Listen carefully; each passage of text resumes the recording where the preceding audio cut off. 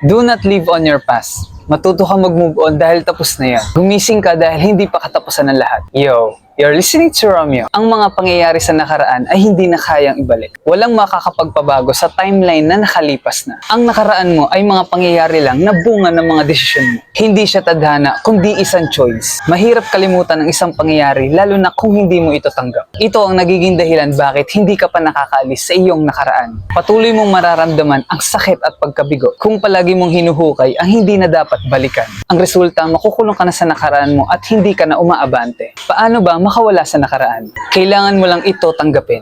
Ang dapat mong gawin ay bigyan ng sarili mo ng oras at espasyo para mag-heal sa nakaraan. Ang sakit ng kahapon ay para sa kahapon lang. Ang kasalukuyan ay iba ng kwento. Alam mo ba, napakaswerte natin dahil tayo ang bunga ng daang-daang taon ng pakikipagsapalaran at paghihirap ng mga ninuno natin makamit lang ang kalayaan. Hindi natin dapat sayangin iyon. Gumawa ka ng makabuluhan para sa sarili mo. Focus on yourself. Gamitin mo ang nakaraan mo bilang isang aral at inspirasyon para magpatuloy. Hindi natatapos ang buhay dahil lang sa nakaraan. Dahil may kasalukuyan ka pa na dapat tawirin at hinaharap na dapat harapin.